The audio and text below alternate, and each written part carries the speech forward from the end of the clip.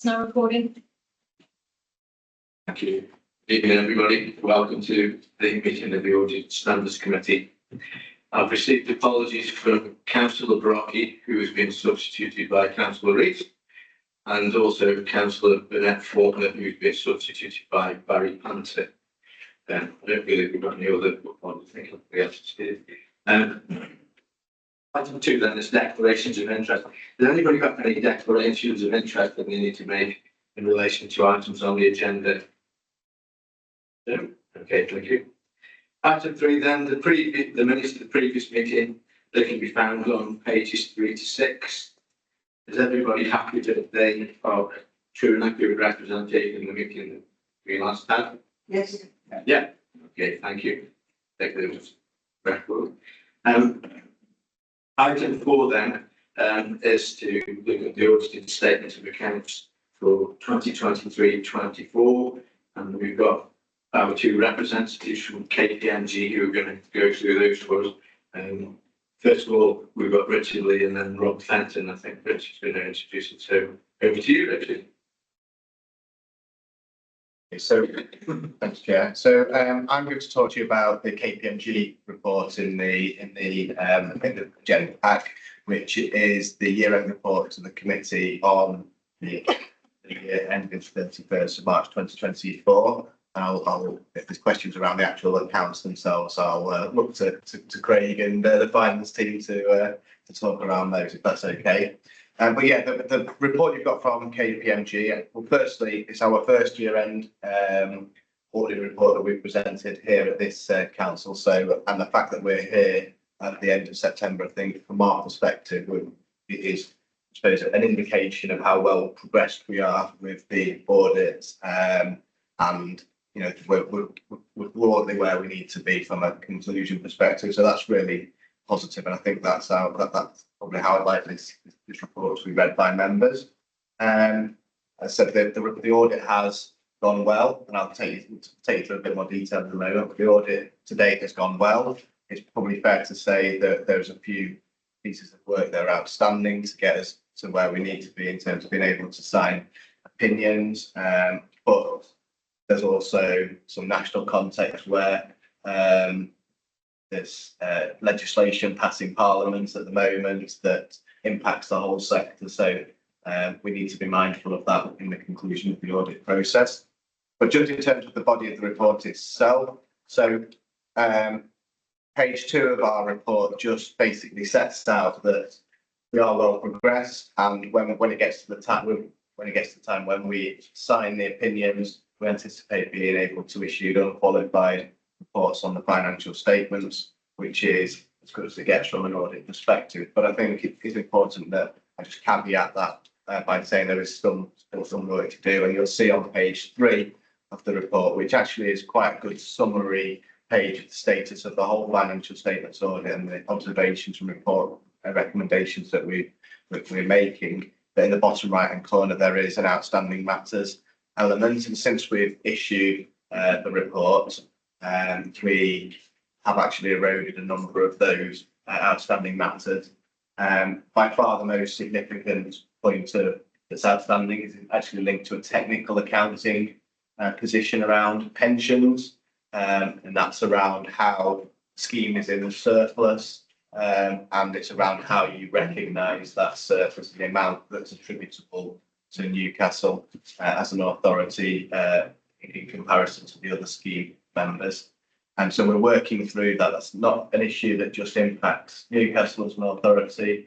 It's also impacting the other members of the Staffordshire authority, but actually generally at a national level, schemes are in surplus, whereas historically and traditionally they've generally been in a liability position. So we're just looking at the amount that's attributable to you as an entity, and then how you put that through. But it is very technical, and it is. We were talking in the pre-meeting. There's the team of actuaries back at KPMG who are considering this alongside National Audit Office and standard setters in general. So as we work that through with Craig and the team, we'll determine whether there's any update required to the accounts, and whether there's any historical changes that are required to prior year positions. But that, as I say, is by far the most significant outstanding matter. And actually, as we clear that point off, some of the points on the left-hand side will naturally then move to being in a state of complete rather than saying that work is ongoing. Rob is going to take us through the actual body of the report in terms of the risk areas that we identified. We brought the audit plans through to this committee at an earlier stage in the cycle. The risk profile hasn't changed, so the responses are against the risks that you've already heard from Rob and I previously. The only other points that I wanted to draw out from a kind of signing perspective are towards the back of the report. So on page 17, there is another matters slide, and this covers off some of our wider responsibilities. So we have to report around the whole of government accounts process and also around value for money. And so we will be preparing a separate report on value for money that we present through to officers and members in due course, and that will then allow us to subsequently certify that the audit process is complete. And that work is well progressed. I think it's probably more well progressed at this point in time than maybe it has been in previous years. So we don't anticipate that holding up the audit process significantly. And the other point to mention to you is just around fees, because I know that fees was always a contentious area amongst members. So the report summarises our fee levels on page 17, and then there's more details at the back as well on page 21. Just to remind members that the fees are not set by KPMG, they're set at a national level through a public sector audit appointment procurement process. And the fees that were agreed between public sector audit appointments and you as a authority did not include one specific area of work, which was in relation to a new auditing requirement, and that has now been incorporated, and that's why it's listed there as a separate additional line. So I just thought it was worth drawing that out for you. That's a matter that doesn't just impact you as an authority; it's every authority in the country who are part of that arrangement. And then the only other point for me to draw to your attention from a compliance perspective is just around independence at the back of the report on pages 21 and 22. So we've been engaged to perform the housing benefit engagement, but that's the only non-audit work that we will be undertaking, and that's in line with the independence arrangement. And that work has been considered from whether it compromises our independence, and still something basically the conclusion that we reached. It's allowable work, permissible work under the independence standards, so we can confirm the independence of the council. So I'll hand to Rob at that point, if that's okay, Chair, and then Rob will take you through a little bit detail on those audit risk areas, and then we'll happily take questions at the end. Okay, that's fine. Thank you. Thanks, Richard. Yeah, I don't want to go into too much detail. I think Rick's given a really good high-level overview of where the audits are. I'll just touch on the main risks, which are around valuation of land and buildings, and just stressing the reason why this is a risk is because of the material size of the council estate, and we see this risk across all our entities. And that being because there is fundamental sort of estimation, and certainty and judgment in regards to the valuation of any land or property. We were satisfied with, obviously, we've inquired with the internal valuer, establishing that the assumptions that they'd applied were reasonable and in line with what our expectations. We compare that to some national benchmarking averages around building cost indices, for example. We identified one statement relating to the classification of an asset that had been valued as a surplus asset, but in fact it should have been assessed as an asset under construction. But they have limited impact on the accounts, just to find a reclassification of those. There's more detail of that in the appendices. Management override controls, this is sort of auditing standards required, significant risk, where we predominantly around the focus on the journals and where the the authority could potentially manipulate the accounts, and we carry out specific Irish criteria of journals, and that work is actually now completed. To say in progress here on page 8, we've now completed that, and nothing to report. Which is always touched on the valuation of social time and benefit application, and it's very technical accounting principles here, where we use our actuarial specialists to support the opinions we reach there and test the assumptions that Hyman Robertson, as the pension fund actuary, has adopted. That's where we get some of those differences. We've also got it's not a significant risk, but it's an area of audit focus, very similar to the risk around valuation of property, plant and equipment, also land and buildings, the evaluation of investment property. Again, there is some judgment there in terms of the assumptions adopted to use to value properties at each year, and the size of the investment property portfolio is small, and hence it's not a significant risk, but something that we increased audit effort into to understand and validate. I will propose touching on anything else, but happy to take any other slides if anyone has any questions. Okay, thank you very much. Questions then from members? Comment. Brilliant. Thank you, Chair. To be honest, chaps, it's a great report, and that's what I'm going to complain to Craig about 5 years' time is not many of this committee or accountants. And it's always trying to find the balance between what you are mandated to put into your reports and what laymen can understand in those reports.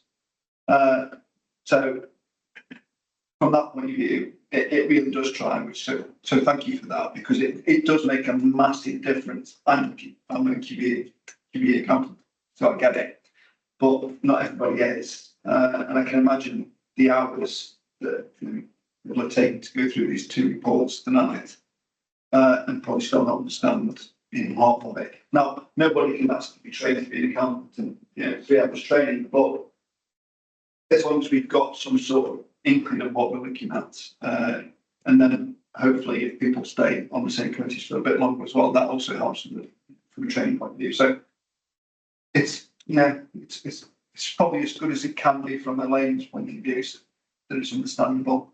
So thank you very much, guys.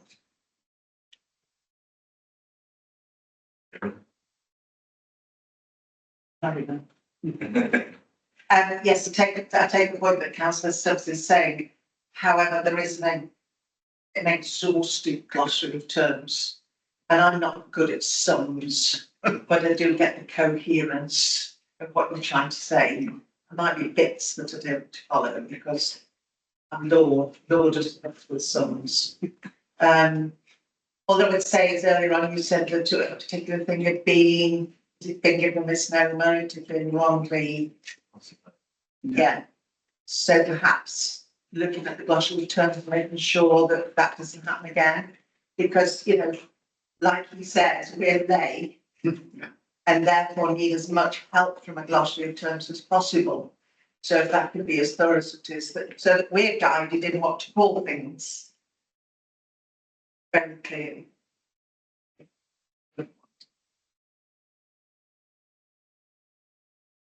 Thank you. Do we have any other questions?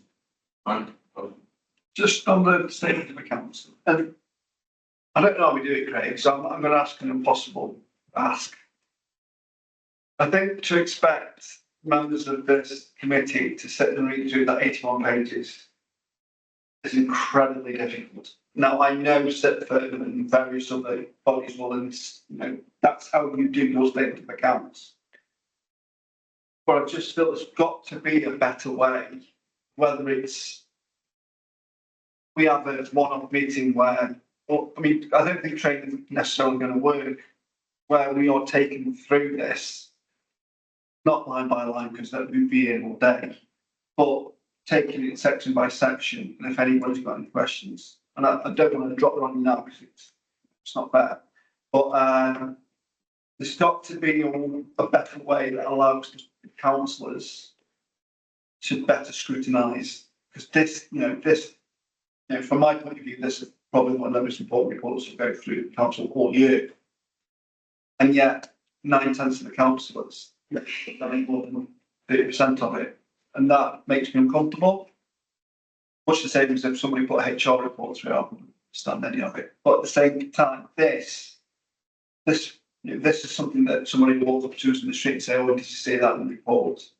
I don't know how to do it, Chair, if I'm really honest.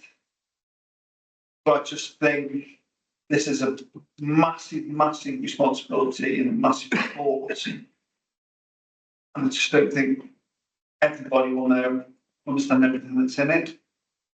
2 or 3 of us that probably understand lots of it, but even I can need 2.5 hours to go through it today.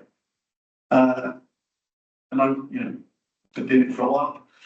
But I don't know how to fix it though, Chair. That's the problem.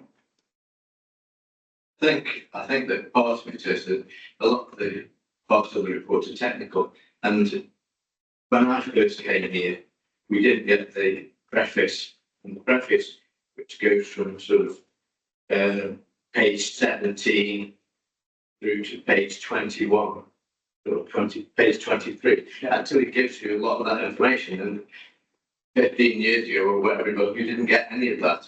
And I think that is the sort of headline summary that actually explains to the majority of people what's actually gone on during the year. And as I said, we didn't used to get that. If people feel as though they want to go through the things in more detail, then I don't have a problem with setting up an informal meeting so that we can actually do something like that.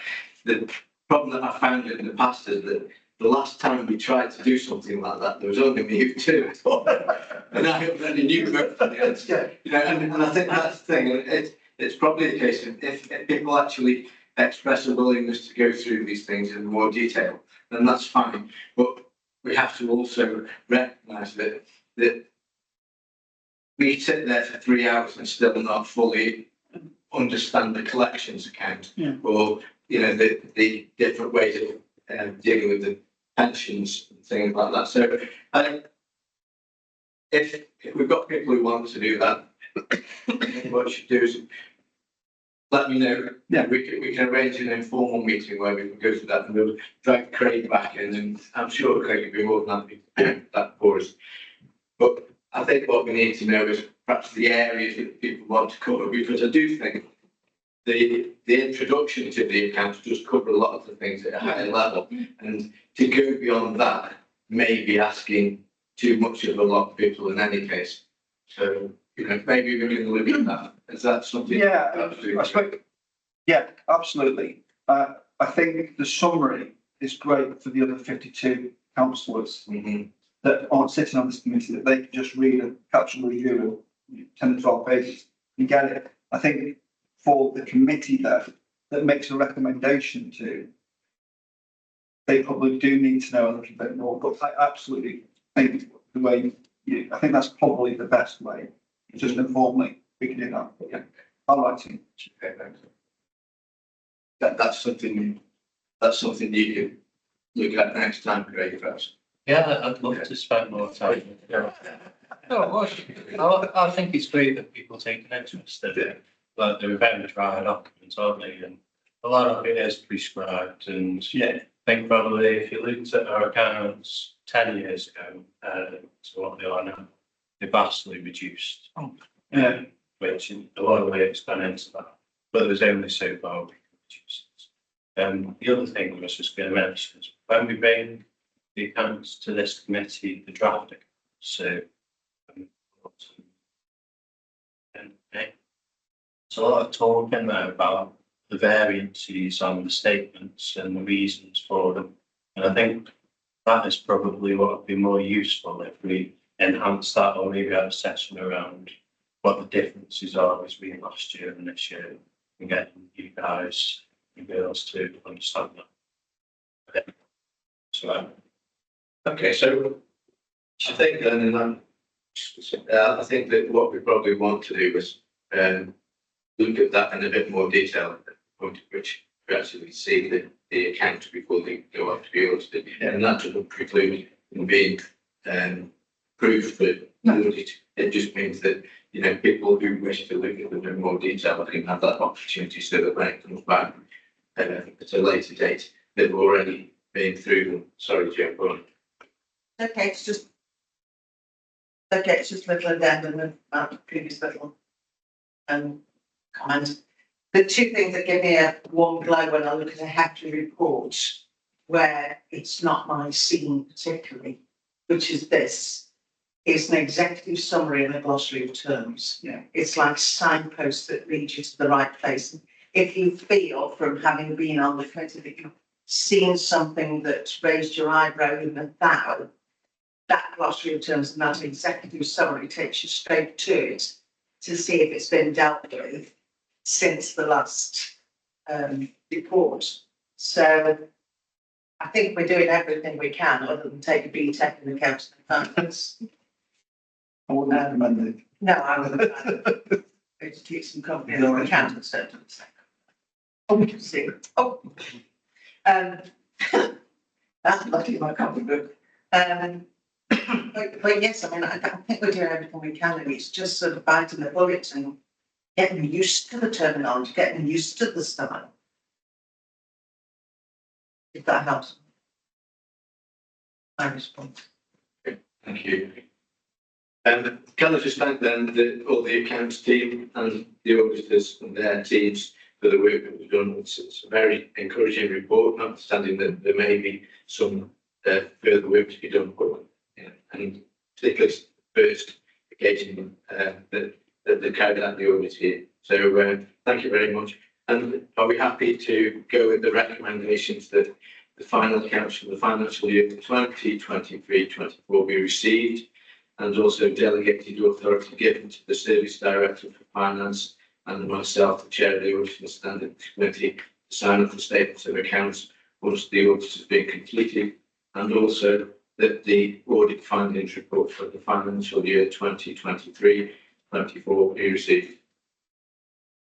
Can we just get a one-pager with the results of the national thing, review of the pensions, and how that, I think that's what's holding it back. Can we just get a one-pager that says, well, this is what we've said. I'm not asking you to wait, sign it, but the next available time, just bring that one page in. Yeah. I think we'll get that in any case, won't we? Yeah. Thank you. Yeah. Okay. But Thank you. Okay. Item number 5 then is the Health and Safety Annual Report for 2023-24, and George is going to go through that for us. Page 127. Thank you. A summary of activity the health and safety team, including any accidents within that period of 2024. So in summary, there's been a range of training taking place to give assurance that teams are safe and able to remain so. This has been around first aid, back chair support, so that's their support of people who need help to move down the stairs in the event of emergency, additional manual handling training, and also controlling officer training, which is in relation to any fire evacuations that are needed, and all areas that are compliant with all those matters. We've undertaken all committee meetings and inspections in line with the proposed schedule, and all of those have taken place as they should have done. We've also undertaken fire drills in line with the statutory requirements. So that's again testing that training on controlling officers and making any recommendations that might need to these things. All those things have been applied. We've been working quite closely with partners who safely Borough Customer Service Centre. So that's looking at any sort of reporting or fire evacuation needs that that centre might have had, and that has now opened safely. We're also continuing to support the refurbishment at Newcastle-under-Lyme depots. This is also sort of health and safety related to the works themselves, making sure that's undertaken safely, but also then making sure that whatever we put in place is safe moving forward for all partners then working at the depot. The team supports events on council land, so that's events including the general public, anything that takes place on council land, we have that need to provide health and safety assurance over. There is still some work ongoing in Newcastle House around the in-back procedures, so that will be circumstances where we needed to remain in the building. Particular areas of work there are within the alarm systems and how we would where they need to remain in place. In terms of Castle House itself, there have been a couple of issues over the past year in relation to water provision and some functionality of the lifts. Neither of those things ended in incident, but they are just things to note in terms of work that's been ongoing. And then finally, in terms of overall accident reporting, we are seeing a slight increase on the previous year. But this is actually a reassuring element because we're fairly sure it's due to minor road traffic accidents, which previously teams weren't reporting as they should have done. So this is an increased level of reporting, which then gives us that opportunity to learn from any situations that arise. In terms of riddles, in the period April to April 23-24, we had 8 riddles, 7 of those were members of staff. One of those was a member of the public who had a trip to park. The other issues were various elements of sort of trips, slips and falls, and a couple of issues around medical handling and movement. In all of those cases, the process is that those are investigated, reported, and pediatrics taking place. So those pediatrics might be like training. Team talks and additional support given to members of staff to follow the procedures. Sometimes these procedures themselves might be amended. So that's where the learning takes place. So that's the overall summary of the report. I have to take any questions. Georgie, just going on from the one about the park. It says line marking fluid no longer to include additional weed killer. Was this? Is that actually correct? Is it because it made the line slippy or something? It was a slight divot in the grass, and there was the potential for that to have been because of the treatment on grass. Yeah. Okay. So it was a slight sort of dip in the grass because of that. Thank you. But then we'll pitch that on. Do we have any questions on the report? Just a thank you for including the riddles summary, because that's an obvious question that everybody always asks. Yeah. You always look for the red flags. Of the riddle incidents though, is there a pattern there, or are they all individual things that have just happened? I suppose because you mentioned that you want training and you want people to learn from the mistakes or the accidents, should say.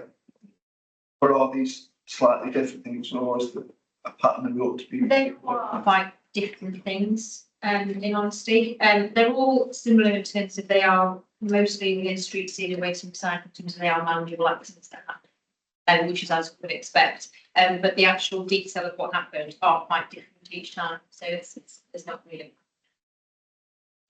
Do you have any other questions on this? No? Okay, thank you very much, Georgie. And then we'll note that we've received that particular report.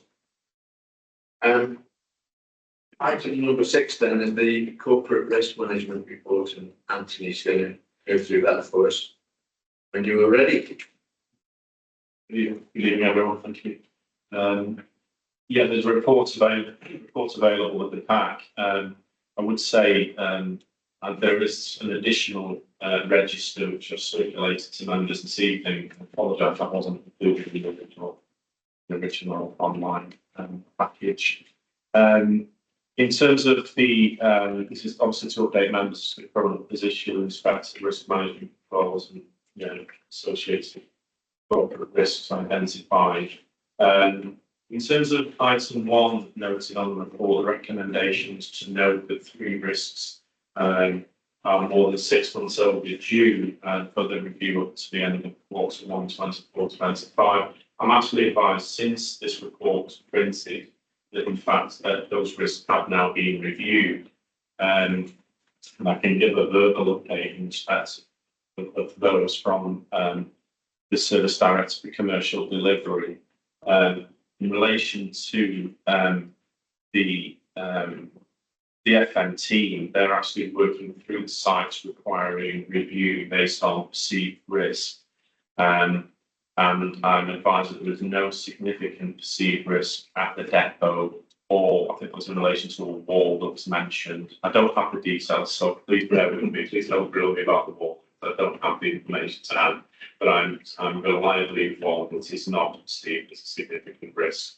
And also in relation to the railings that were mentioned, the team are focusing on engineering structures at the Newcastle-under-Lyme line, where tenders will be sought for any repairs required.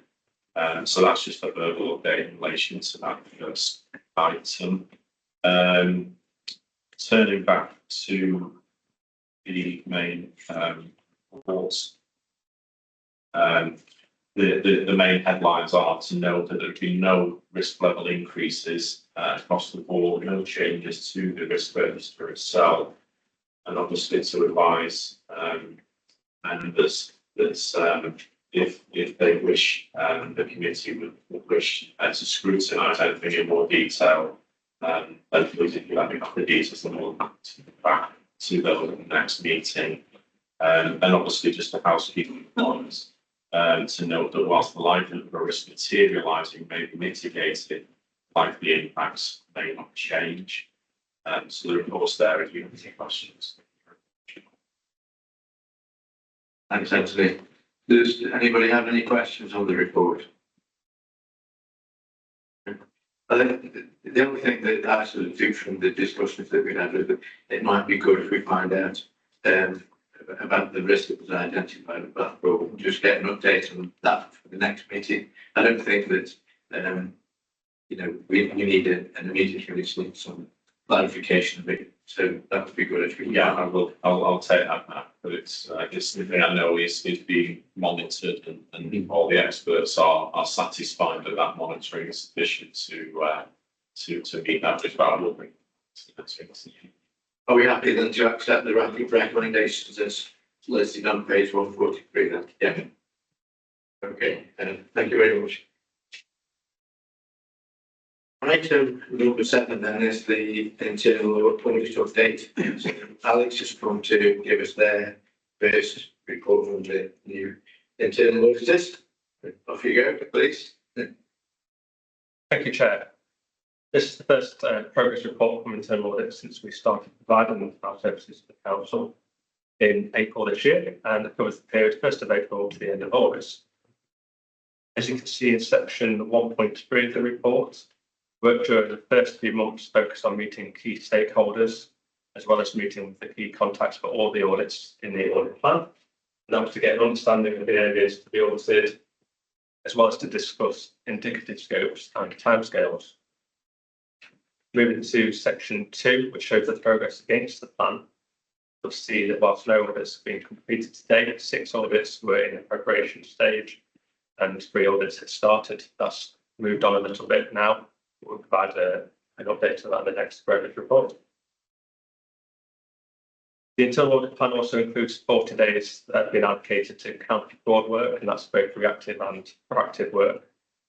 In sections 3.3 to 2.5, we talk about how we received a total of 12 referrals from members of the public. We continue to triage and investigate these reports. To date, there are no concerns that require reporting these to the Audit Standards Committee. We provide progress against these referrals, as well as progress against the internal audit plan, to the Director of Finance on a monthly basis. In section 2.6, you'll see that the asset management audit has been cancelled, and this is because that work was carried out by the previous internal auditors. I'll be working with the Director of Finance to determine the replacement audit, and once that's been identified, we'll bring that back to this committee for approval. Finally, moving on to the recommendations in report 2.8. Outstanding recommendations made by the previous internal auditors are being reviewed again by the Director of Finance. And once this has been completed, we'll then become responsible for their ongoing tracking of those recommendations. And again, these will form part of the future progress reports that come to this committee. That's a quick summary of the report, and I'm happy to take any questions. you, Alex. Do we have any questions on this report? Mike? I'm sure you might not be able to say the specifics, like, etc. The 12 referrals, what sort of things are they? As small as something's happening in my street, or are they? Is there a range of things there, or are they small, or generally just small things? There is a small range. There's about people paying single person tax discounts. Right, okay, So that's thank you. Do we have any other questions? No? Okay, thank you, Alex. We just need to note that we've progress in the audit. Thank you. Item number 8 then is the work programme. I've made a note that we'll add something in for training for July 2025, for when the statement of accounts has been completed. We can't do anything until the statement of accounts is completed, and possibly the time to do that would be at around about July, because that's when we normally look at the statement of accounts. Now, I know that the team will be really busy trying to get those ready for that date, so we may not be able to do it in advance of that, but maybe if we do it shortly after. So, is there anything else that anybody wants to comment on the work programme? Just a strike, and I noticed, some of the printing there have gone down as vice chair, which I'm not. Well, you should be on tonight. I think my name should be Bernard Foster. Yeah, that's something I have mentioned before, but I haven't actually noticed it this time. Okay, can you make a note of that so that somebody spots that area? Yeah. Oh, Yeah. Thank you. If there are no other points, then we've not been advised of any urgent business. So thank you everybody for attending, and I look forward to seeing you next time. Thank you. Cheers.